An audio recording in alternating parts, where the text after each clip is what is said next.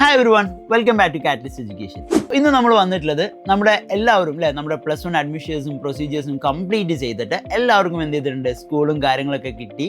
നമ്മൾ എന്ത് ചെയ്യാണ്, ക്ലാസ്സുകൾ സ്റ്റാർട്ട് ചെയ്യാൻ വേണ്ടിയിട്ട് പോവാണ് നമുക്ക് ഓൾറെഡി സ്കൂളിൽ എന്ത് ചെയ്തിട്ടുണ്ട്, ഓരോ ക്ലാസ്സും ഓരോ സബ്ജക്റ്റ് വൈസ് ആയിട്ട് നിങ്ങൾക്ക് എന്ത് ചെയ്തിട്ടുണ്ടാവും, സ്റ്റാർട്ട് ചെയ്തിട്ടുണ്ടാവും. ഇന്ന് നമ്മളിവിടെ ഡിസ്കസ് ചെയ്യുന്നത് നമ്മുടെ +1 കമ്പ്യൂട്ടർ ആപ്ലിക്കേഷൻ എന്ന് പറയുന്ന സബ്ജക്റ്റും അതിൽ എന്തൊക്കെ കാര്യങ്ങളാണ് നിങ്ങൾക്ക് വരുന്നത്, എവിടെയൊക്കെയാണ് നിങ്ങൾ ശ്രദ്ധിക്കേണ്ടതുള്ള കാര്യങ്ങളായിട്ടാണ് ഇന്ന് നമ്മളിവിടെ വന്നിട്ടുള്ളത്.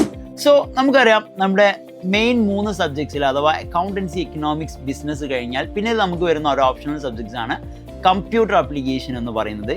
വളരെ ഈസിലി നമുക്ക് പഠിക്കാൻ പറ്റിയ ഒരു സബ്ജക്റ്റ് കൂടിയാണ് എന്ത്, കമ്പ്യൂട്ടർ ആപ്ലിക്കേഷൻ എന്ന് പറയുന്നത്.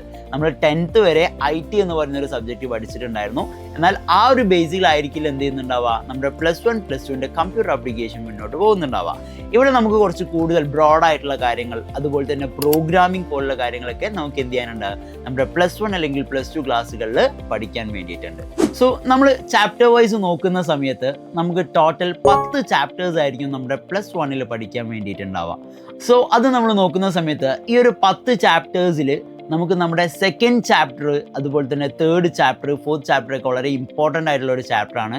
നമ്മൾ പറഞ്ഞ പോലെ തന്നെ നമുക്ക് നമ്മുടെ +1 +2 ക്ലാസ്സുകളിൽ പ്രോഗ്രാമിങ്, അതുപോലെ തന്നെ അതുമായിട്ട് റിലേറ്റഡ് ആയിട്ടുള്ള ഒരുപാട് കാര്യങ്ങൾ എന്ത് ചെയ്യാനുണ്ട്, പഠിക്കാൻ വേണ്ടിയിട്ടുണ്ട്. ഇത് കൂടാതെ നമ്മൾ ഈ ഒരു +1 അല്ലെങ്കിൽ നമ്മുടെ കമ്പ്യൂട്ടർ ആപ്ലിക്കേഷൻ എന്ന് പറയുന്ന സബ്ജക്റ്റിൽ നമ്മൾ കുറച്ചുകൂടി ബ്രോഡായിട്ട് എന്താണ് കമ്പ്യൂട്ടർ റിലേറ്റഡ് ആയിട്ടുള്ള കാര്യങ്ങൾ, എങ്ങനെയാണ് ഒരു കമ്പ്യൂട്ടർ സിസ്റ്റം പ്രോപ്പർലി വർക്ക് ചെയ്യുന്നത്, എങ്ങനെയാണ് ഒരു വെബ്സൈറ്റുകൾ വർക്ക് ചെയ്യുന്നത്, എങ്ങനെയാണ് കമ്പ്യൂട്ടറിൻ്റെ ഉള്ളിൽ പ്രോഗ്രാമിംഗ് ലാംഗ്വേജുകൾ വർക്ക് ചെയ്യുന്നത് പോലുള്ള ഒരുപാട് കാര്യങ്ങൾ നമ്മൾ എന്ത് ചെയ്യുന്നുണ്ട്, ഈ ഒരു +1 +2 ക്ലാസ്സുകളിലായിട്ട് പഠിക്കുന്നുണ്ടാവും.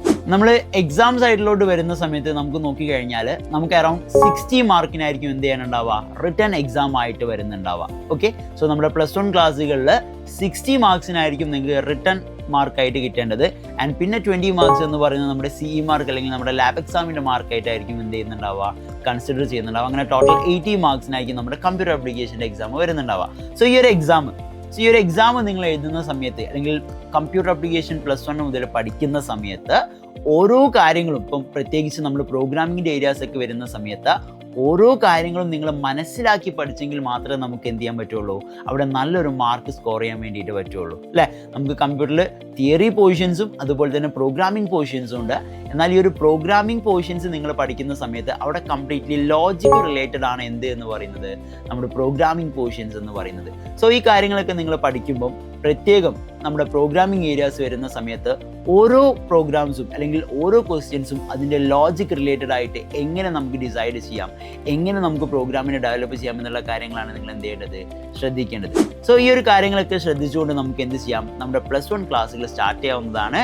So all the best for everyone.